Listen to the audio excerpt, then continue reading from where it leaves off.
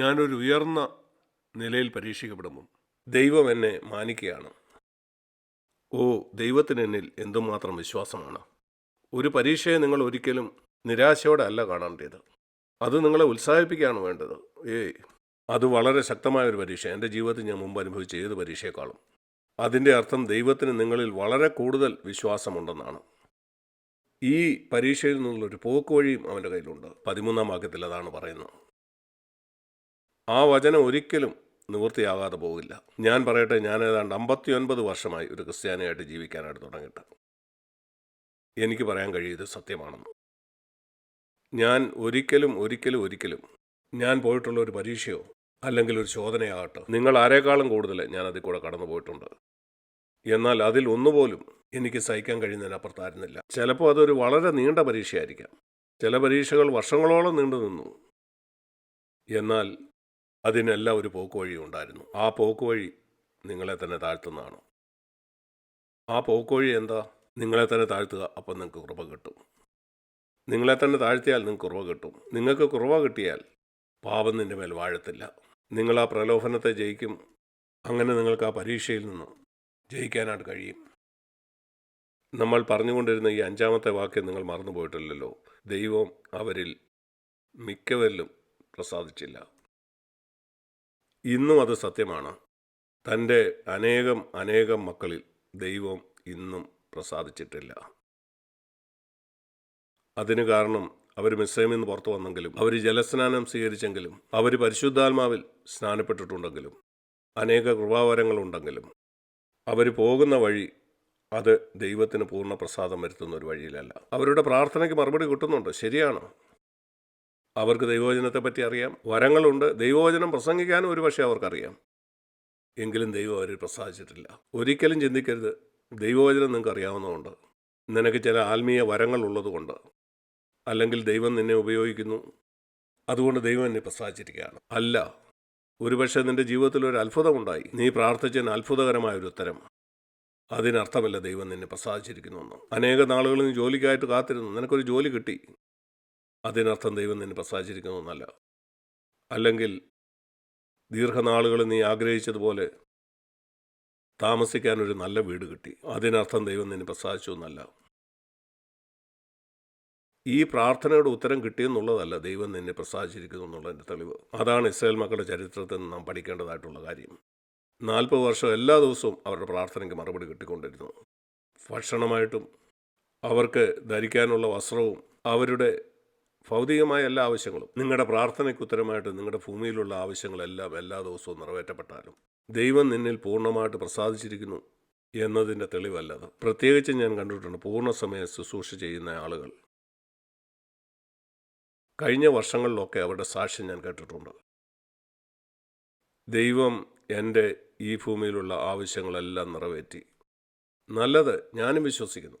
ഞാൻ സ്വയം അത് അനുഭവിക്കുന്ന ആളാണ്. എന്നാൽ അതുകൊണ്ട് എനിക്ക് പറയാൻ കഴിയത്തില്ല ദൈവം എന്നെ പ്രസാദിച്ചിരിക്കുന്നു. കാരണം ഈ ഇസ്രായേൽ മക്കളുടെ ജീവിതത്തിൽ 40 കൊല്ലം അവരുടെ ആവശ്യമെല്ലാം ദൈവം നിറവേറ്റി. ഞാനും ഇതുപോലെ 40 കൊല്ലമായിട്ട് ദൈവത്തെ സേവിക്കുന്നു. ഞാൻ ചോദിക്കാതെ ദൈവം അതെല്ലാം നിറവേറ്റി. എല്ലാം എനിക്ക് സ്വർഗത്തിൽ നിന്നാണ് വന്നത്, ആ മന്ന വന്നതുപോലെ. ഇതെല്ലാം എനിക്ക് ലഭിച്ചിട്ടും ദൈവം എന്നെ പ്രസാദിച്ചിട്ടില്ലായിരിക്കാം.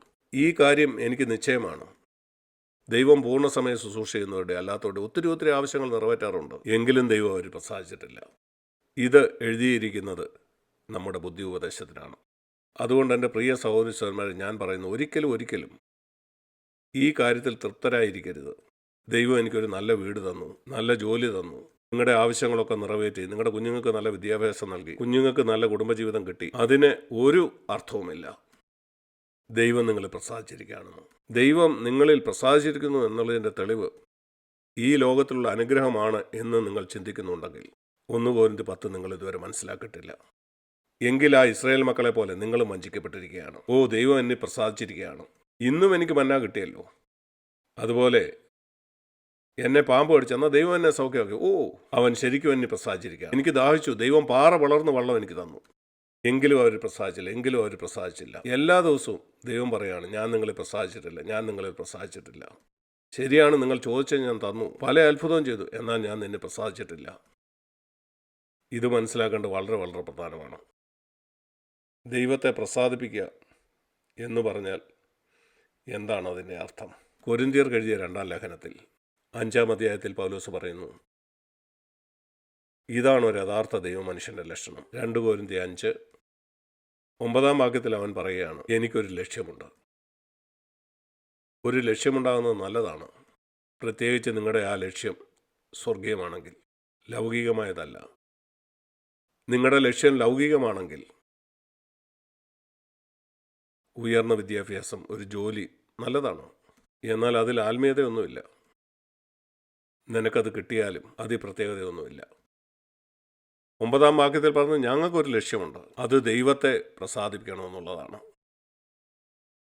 നോക്കൂ, നിങ്ങൾക്ക് ശരിക്കും ദൈവത്തെ പ്രസാദിപ്പിക്കണമെങ്കിൽ അതിനായിട്ടുള്ളൊരു ദാഹം നിങ്ങൾക്കുണ്ടായിരിക്കണം. ഈ ലോകത്തിലുള്ള ആളുകൾ, അവർക്കൊരു മോഹമുണ്ട്. ഒരു ബിസിനസ് ചെയ്യാൻ പോകുന്ന ആൾ, അവനൊരു മോഹമുണ്ട്. ഒരു കോടീശ്വരനാകണമെന്നും ബിസിനസ് നന്നാകണമെന്നും പല ബ്രാഞ്ചുകൾ തുടങ്ങണമെന്നും. അതുപോലെ കായിക മേഖലയിലുള്ള ഒരാൾ, അവൻ പങ്കെടുക്കുന്ന ആ കളിയിൽ അവനൊരു ഗോൾഡ് മെഡൽ കിട്ടണം, അല്ലെങ്കിൽ രാജ്യത്തിന് വേണ്ടി ആ ഒളിമ്പിക്സിൽ പങ്കെടുക്കണം. ലക്ഷ്യം എല്ലാവർക്കും ഒരു ലക്ഷ്യമുണ്ട്. സയൻസ് പഠിക്കുന്നവർക്ക്, അതുപോലെ ക്രിക്കറ്റ് കളിക്കുന്നവർ, അവർക്ക് ഇന്ത്യൻ ടീമിൽ കളിക്കണം. ഓരോ ലക്ഷ്യങ്ങൾ. പൗലോസ് പറയാണ്, എനിക്കൊരു ലക്ഷ്യമുണ്ട്. എൻ്റെ ലക്ഷ്യം ഈ ഭൂമിയിലെ കാര്യങ്ങൾ നേടുകയല്ല. എനിക്ക് ഏതെങ്കിലും ഫുട്ബോൾ ടീമിൽ കയറണമെന്നോ ഒളിമ്പിക്സിൽ പങ്കെടുക്കണമെന്നോ അല്ല. എനിക്ക് ദൈവത്തെ പ്രസാദിപ്പിക്കണം. പൗലോസ് ഒരു പൂർണ്ണ ശുശ്രൂഷകനായിരുന്നു. അവൻ്റെ ആഗ്രഹം ദൈവം എൻ്റെ ഭൗതിക ആവശ്യങ്ങളൊക്കെ നിറവേറ്റണമെന്നായിരുന്നില്ല. അങ്ങനെ എൻ്റെ ജീവിത അവസാനം എനിക്ക് പറയാൻ കഴിയും, ശരി, ഞാൻ ദൈവത്തെ വിശ്വസിച്ചു, ഞാൻ എൻ്റെ ആവശ്യങ്ങൾ ആരോടും പറഞ്ഞില്ല, എങ്കിലും ദൈവം എൻ്റെ ആവശ്യമെല്ലാം നിറവേറ്റി. അതായിരുന്നില്ല അവൻ്റെ ആഗ്രഹം. അതിൻ്റെ കൂടെയുള്ളൊരു കാര്യമാണ്. അവൻ്റെ മോഹം എൻ്റെ ജീവിതാവസാനം എൻ്റെ ആവശ്യമെല്ലാം ദൈവം നിറവേറ്റി എന്ന് പറയുകയായിരുന്നില്ല. എനിക്ക് ദൈവത്തെ പൂർണ്ണമായിട്ടും പ്രസാദിപ്പിക്കണം. അങ്ങനെ ഒരു ദിവസം ഞാൻ ദൈവത്തിൻ്റെ മുമ്പാകെ നിൽക്കുമ്പോൾ അന്ന് അവൻ എന്നോട് പറയണം, നല്ലവനും വിശ്വസ്തനുമായ ദാസനെ. അതാണോ നിങ്ങളുടെ ലക്ഷ്യം?